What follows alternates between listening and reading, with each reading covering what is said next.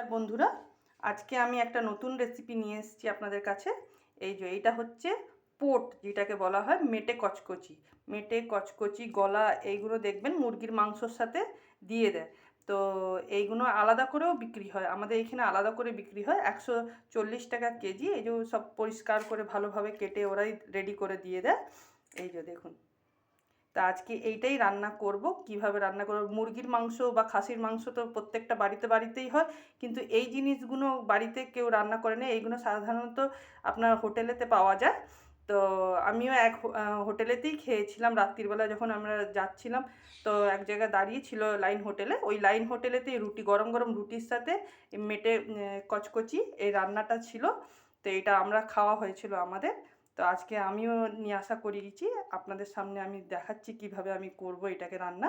তার জন্য আমি কেটে রেখেছি, দেখুন এই যে ডুমো পেঁয়াজ কেটে রেখেছি ঝিরি ঝিরি করে, একটু 1.5 ইঞ্চির মতন আদা কেটে রেখেছি, রসুন কেটে রেখেছি, আর 2টো টমেটো দিয়েছি, আর ছোট ছোট করে এই যে আলু কেটে জলে ভিজিয়ে রেখেছি।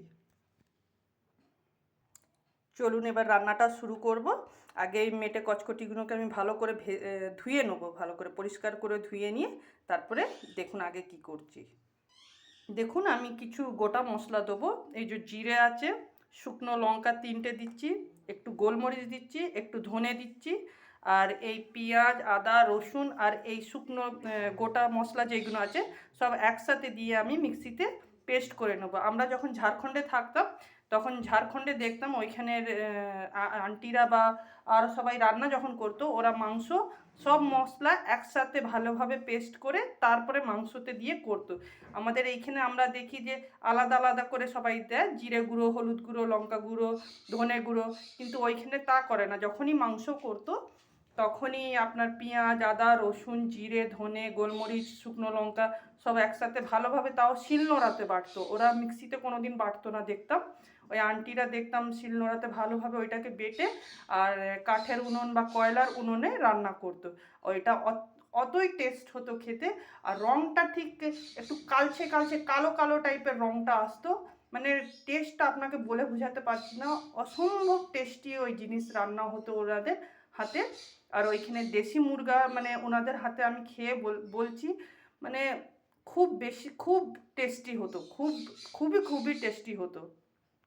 এই যে পেঁয়াজটা দিয়ে দিলাম, এবার আমি রসুনটা দিয়ে দিচ্ছি মিক্সিতে, আর আদাটা দিয়ে দিচ্ছি।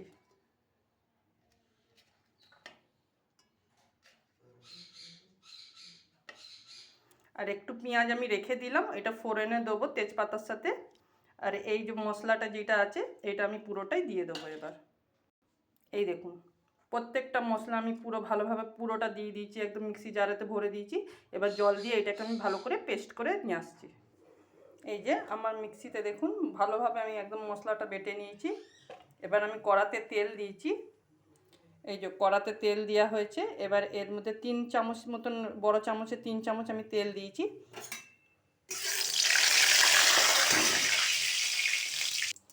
খুন্তিটাতে একটু জল ছিল তাই ছিটা পড়লো।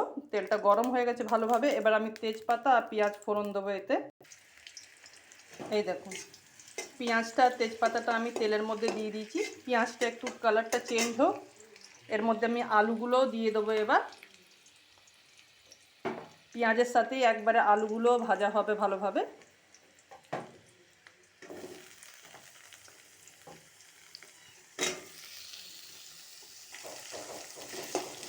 আলুগুলো দিয়ে দিয়েছি, এবার পেঁয়াজ তেজপাতা আর আলু ভালোভাবে ভাজা হোক।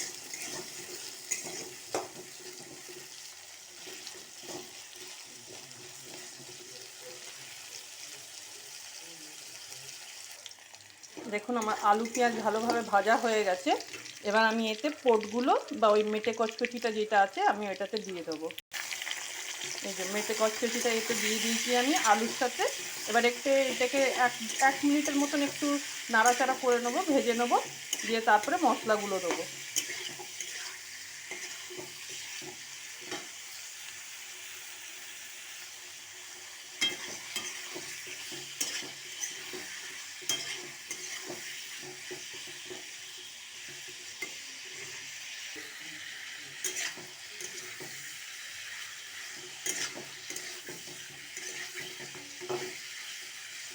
দেখুন ভাজা হয়ে গেছে।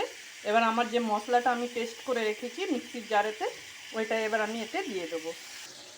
এই যে মশলাটা দিয়ে দিয়েছি।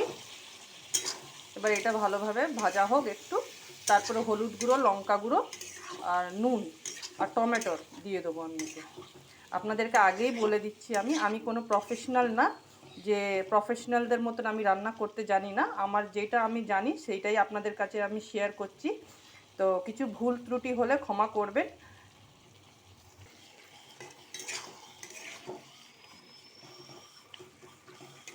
এবার আমি লঙ্কা গুঁড়ো, হলুদ গুঁড়ো আর টমেটোরটা দিয়ে দেবো আর লবণ দিয়ে দেবো সাথে। এই যে দেখুন হলুদ, লঙ্কা গুঁড়ো আর টমেটোর আর লবণ আমি দিয়ে দিয়েছি একসাথে। এবার সব কটাকে একসাথে মিশিয়ে এবার এটাকে আমি কষাবো যতক্ষণ না তেল ছাড়ছে।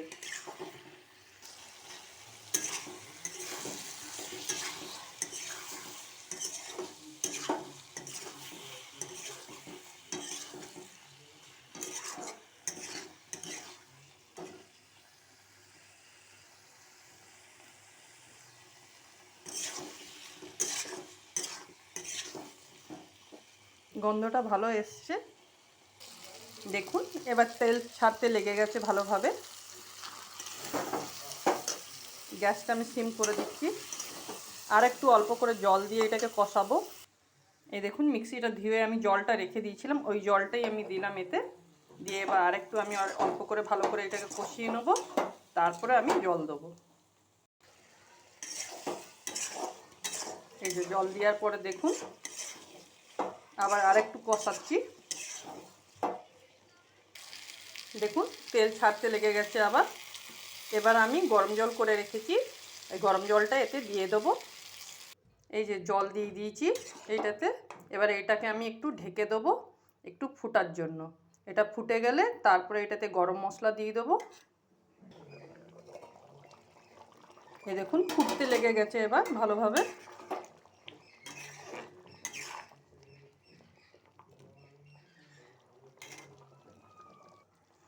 দেখুন আমার মেটে কচকচি হয়েই এসছে।